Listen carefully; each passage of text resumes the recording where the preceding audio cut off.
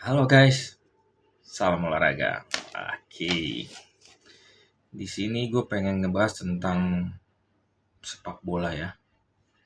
Eh, yang di sini sepak bola timnas kita, kalau dibilang apa, gatot lah, gagal total lah ya. Kalau gue bilang, gue yang sangat mengecewakan pendukung timnas lah ya. Sedangkan gue dari mendukung timnas itu bukan FOMO, tapi dari tahun uh, 2001 lah ya, di zamannya Kurniawan Yulianto, dari Bambang Pamungkas, Boas, ya Punario, hampir sama semua. Dari Hamka Hamza, terus dari Firman Utina ya, gue udah paham semua dari pemainnya. Cuman yang gue merasakan di sini sebenarnya pemain-pemain kita udah top market top ya.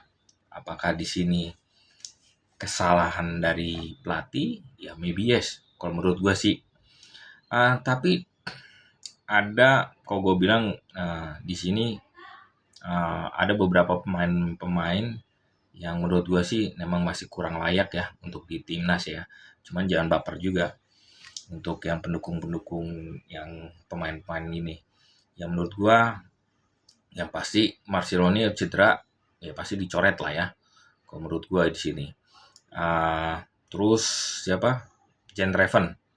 Jen Reven kalau gue bilang di zaman STI pun dia nggak dipakai gitu loh. Terus Mark Mark mungkin udah cukup berumur ya, mungkin toko tahun 2001 mungkin ya, 2001 atau 2020. Dia kan masih top market top, buat motong bolanya dari saat bermain di Persija lah ya, kayak gitu. Di saat awal pertama main di Persib pun dia masih bagus ya. Tapi kalau untuk timnas sendiri, kalau gue bilang saat ini Mark sudah turun lah ya. Ah, mungkin masih tidak seperti muda dulu lagi ya. Ada beberapa pemain yang gue bilang yang harus dimasukkan. Di tahun 2024 di Piala Asia itu kita ada beberapa pemain yang Piala Asia U23 yang seharusnya bisa layak untuk masuk di timnas AFF ya. Seperti contohnya Hernando Ari, ya kan? Nadio mungkin masih gue pakai lah ya, kayak gitu ya. Hernando Ari, terus si Komang Teguh, ya di U23 itu kan sampai semifinal lah. Itu pemain gue bilang pemain bagus lah, yang sebenarnya harusnya dipakai untuk perkembangan pemain timnas lah seperti itu. Terus Ahram Pratama, Asnawi, walaupun memang kalau gue lihat di kita kan memang kurang wingbacknya untuk pelapis ya. Kalau gue bilang siapa yang Rehan, gue bilang masih ke attacking buat gelandang ya, kayak gitu. Cuman di sini ada Tri dengan Eliano. Eliano pun kalau gue bilang secara bertahan dia sangat kurang. Secara menyerang pun dia sangat kurang juga menurut gue. Kenapa? Dalam mengadu sprint lawan Vietnam pun dia kalah. Lawan buat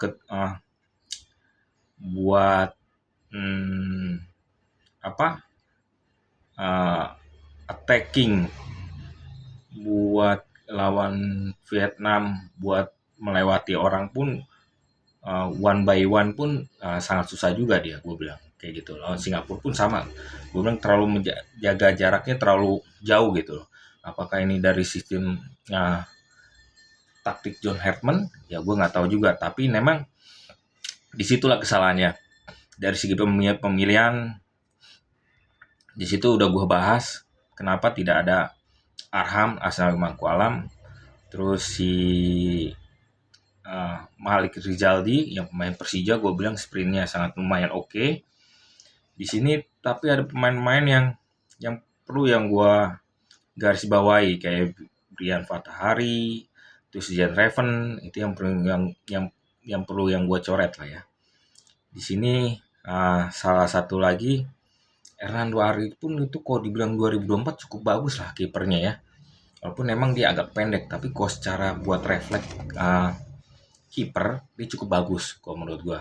Untuk buat heading, buat set pace juga bagus dia itu buat menghadangnya. Oke, kita lanjutkan lagi. Itu yang pertama dari kesalahan segi pemilihan pemain, karena ada beberapa pemain yang tidak dibawa. Kayak Komang Tergu juga, back yang 2024 yang duet sama dengan Rizky Ridho ya. Di situ yang kalau gue bilang cukup, bukan cukup bagus ya, sangat bagus lah ya. Kita bisa imbang lawan Australia, bisa menang lawan Vietnam juga, dan kita bisa menang lawan Korea Selatan juga, walaupun di sana adu penalti lah ya, seperti itu. Di sini ada kesalahan taktik yang pengen gue bahas dari John Herman. Dari John Herman itu kebanyakan satu, dia terlalu melebar dan umpan-umpannya pun menjadi long ball. Di sini kita pemain-pemain long ball itu kan buat back position ya, itu sangat-sangat berat kalau gue bilang gitu. Kalau saat kita diserang long ball, ya kan, contohnya kita back itu cuma ada 3 ya. Kalau gue lihat, dan salah satu back kita itu kekurangan dengan sprinter, buat kecepatan yang sangat kurang, kayak Rizky Ridho, Jordi Amat, ya kan, gue bilang sangat kurang. Liano udah jauh banget, kalau gue bilang gitu lah.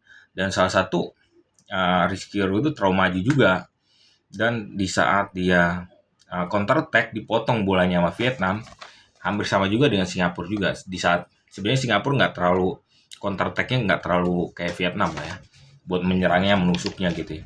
Tapi kok di saat dalam counter attack, di sini agak mengantisipasi counter attack itu, pemain-pemain Vietnam sangat lambat. Karena kita udah tahu bukan Rizky Ridho, Jordi Amat udah sangat lambat. Kalau gue bilang Jordi Amat itu cocoknya ditaruh di gelandang bertahan, bisa menggantikan Mark Klok seperti itu. Karena kalau gue lihat di saat dia bermain lawan Vietnam, dia lumayan pas, dia saat dia mencoba menjadi gelandang bertahan, dia lumayan bagus dalam memotong bola, umpan supply bola kayak gitu kan. Menurut gue ya, cuman ya bisa tulis komentar kalau seandainya kurang ada masukan gitu, kurang setuju kayak gitu ya. Semua ini kan sebagai pendapat saya. Di sini pemain Vietnam itu bermain 6 gelandang. Kalau gue lihat ya, tipe-tipe kalinya 6 gelandang. Dia main rapat, main rapat, terus salah satu dia main quickly, agak cepat ya. Buat one-to-one-nya, buat passingnya, dia saat dia motong bola, main timnas, dia langsung cepat tuh. Gelandangnya dari gelandang 6 itu, yang 3 di depan itu bisa langsung jadi dia 3 jadi 4-3. Dari situ itulah kecepatan ya gitu. Karena kalau gue lihat dalam bertahan, dia memakai pola 3-6-1 kalau menurut gue ya. Karena dia sistem cepat. Dia sengaja meloloskan untuk pemain sayap untuk dipotong dari gelandangnya. Gelandang di situ itu buat high pressure-nya. Vietnam juga bermain dengan high pressing ya, high pressing-nya. Di situ di saat gelandangnya itu akan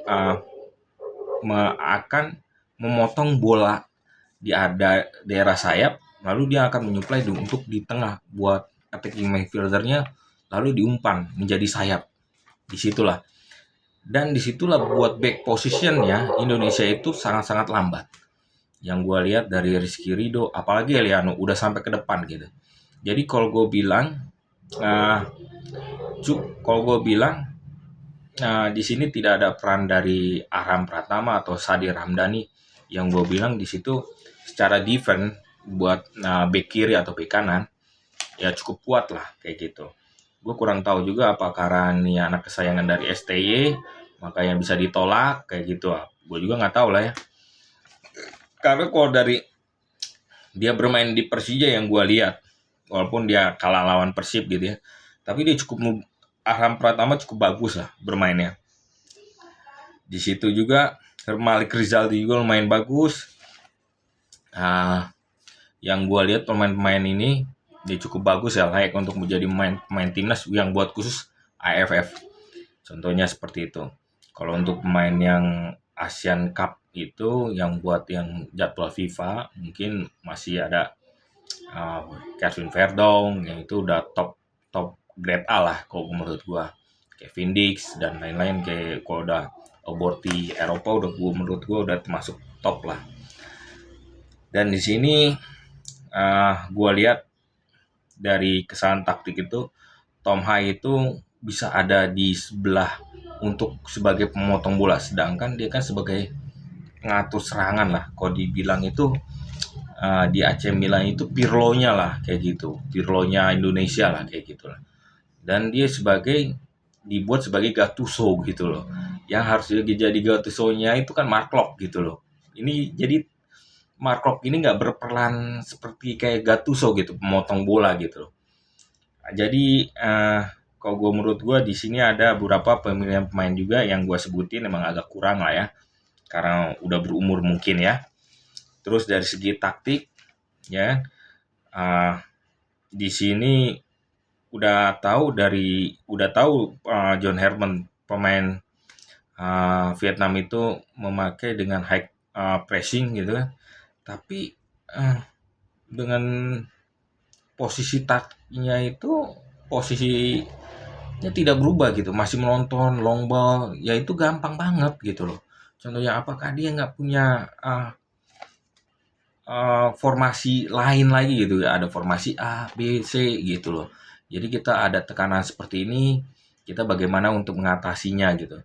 Jadi kalau menurut di negara yang gua analisa ya, kalau untuk klub-klub Eropa lah, contohnya kayak Barcelona, Inter Milan lah, kita secara di high pressing atau dia akan bermain merapat. Contohnya dia akan merapat, dia akan mundur. Contohnya akan mundur, pemain sayapnya pun akan mundur juga menjadi bertahan kayak gitu. Itu memang udah hal lumrah gitu. Kok gua lihat di timnas itu tidak stok, bukan stok ya. Apa itu masih tetap kayak gitu bermainnya gitu, kayak tetap aja kayak gitu. Maksudnya udah di sayap apa ya. Jadi kalau seandainya bertahan, kalau negara-negara yang udah sepak bolanya modern, dia pemain sayap itu akan bisa jadi bertahan, jadi gelandang bertahan, bisa jadi di saat waktu dia menyerang dia akan berubah gitu, dia akan menjadi sayap, akan melebar juga gitu. Ini yang gue pikirkan di sini, saat kita bertahan itu masih di situ aja, kayak Riano, kayak susah berat banget mundurnya gitu loh. Terus kayak si Tom Hai jadi seorang Gattuso gitu, ya dia kecapean lah. Dia kan bukan tipe kal seperti itu. Ivar Jenner pun kok gue bilang yang tipe kal midfielder box to box, yang seperti ini, dia akan terpancing juga emosinya gitu loh. Kalau seandainya jadi dia terlalu ke depan, apakah ini dari segi pelatihnya? Kalau gue di zamannya, maaf membandingkan zaman STY ya, kalau di zaman STY itu mungkin dia agak ke dalam ya. Kalau seandainya bukan agak attack, mungkin agak ke dalam, dia bisa ngebantu dia Nathan Chuao